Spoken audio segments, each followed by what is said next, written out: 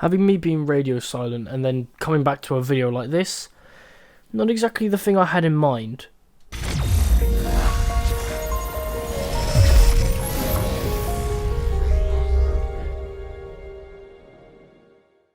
Now, I've been a Transformers fan for as long as I can remember, and it's been a part of my life for a good few years now. I grew up with War for Cybertron, Fall of Cybertron, Rise of the Darkspark, and that was that. Obviously, those were games by High Moon Studios, and once Rise of the Darkspark came out in 2014, Transformers games from them ceased completely. Then come 2015, we got Transformers Devastation, which was a drastically different game style to the previous ones, but it was still a workable addition regardless from the fan base. However, after this, Hasbro decided to make nothing but mobile games for the franchise, which did get some traction, but it didn't have the same charm as any of these. But the fallout of this also caused all of their games to be pulled from Steam and just not appearing on shelves anymore either, and they are just hard to find. All Transformers games were pulled from Steam, and all you can really find is Transformers Battlegrounds, and that's it. However, a few years ago, there was a rumour that a Transformers game was in development. The working title for it at the time was Transformers Rise, and all that was really given for it at the time was it would be a live-action based game. Cutscenes and other bits were leaked, no one knew what the game was about, and it just kind of was under the radar for most people. And I'm guilty as charged for admitting that I didn't find out about this project until mid last year, when it was still being referred to as Transformers Rise. However, as irony and fate would seem to have it, when it came to November and the Game Awards, I was up at like 3 in the morning watching the awards, and I was literally saying like half an hour prior to a friend of mine, I want a Transformers game to be announced. We've been waiting for so long. And obviously, like nearly half an hour to an hour later, the trailer was shown, but I think I joined with most of the people not realising what it was at first until the obvious elements came in. And not even half an hour after the trailer was revealed, Splash Damage, the people who were creating the game, immediately started taking to their Twitter, Instagram, and just revealing like most things for the game. Now, December was a big time for this game as well, because obviously people were excited and they were speculating what characters and like, you know, who'd be appearing.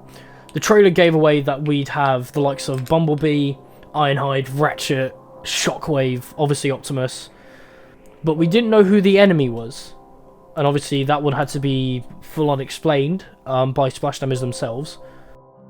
Now, I won't go into that high of details about the game, as there's already videos covering that, which actually brings me on to the next thing I was going to mention.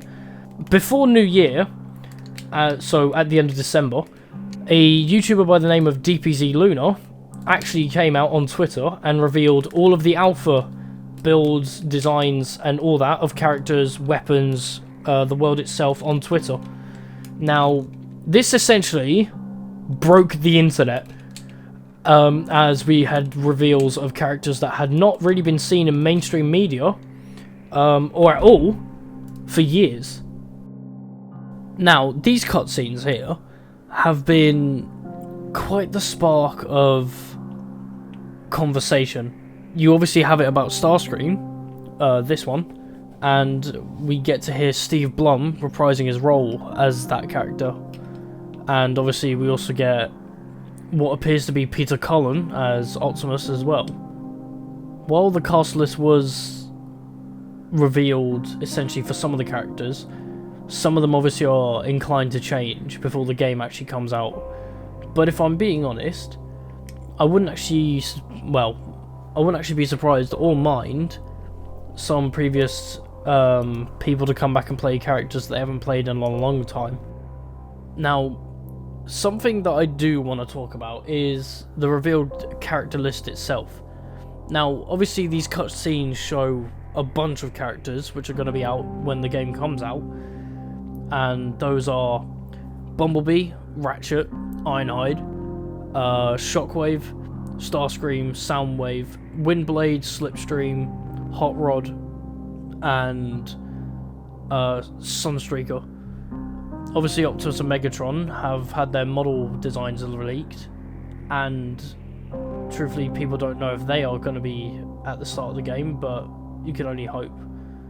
But overall, not a bad character lineup, especially for a launch of a game such as this.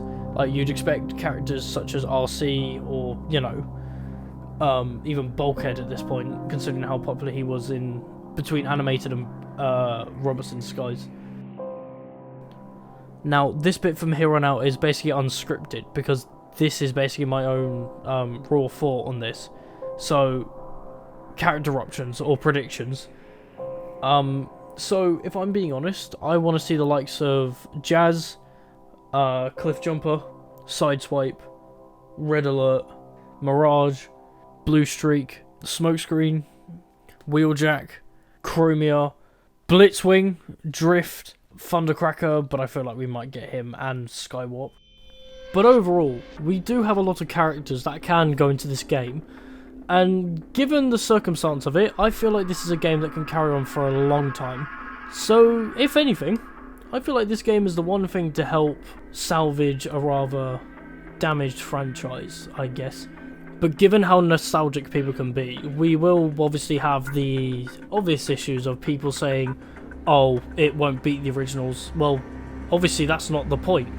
This entire game is meant to be something new and fresh to the whole, like, scene. And given that it's in a very different style to how, obviously, all these other games have been over the years, I feel like it is a welcome and fresh addition to it.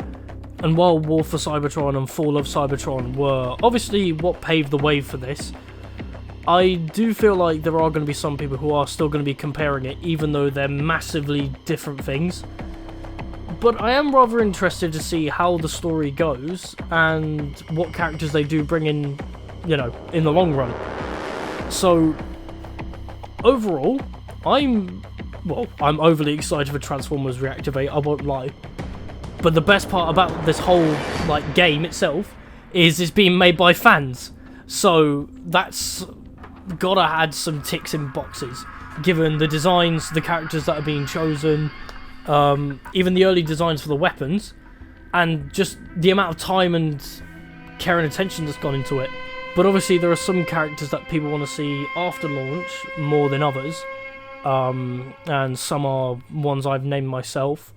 Others I feel like should be going without saying, considering how popular a lot of characters are, like, across the comics, the shows, and everything else. So yeah, here's the Transformers Reactivate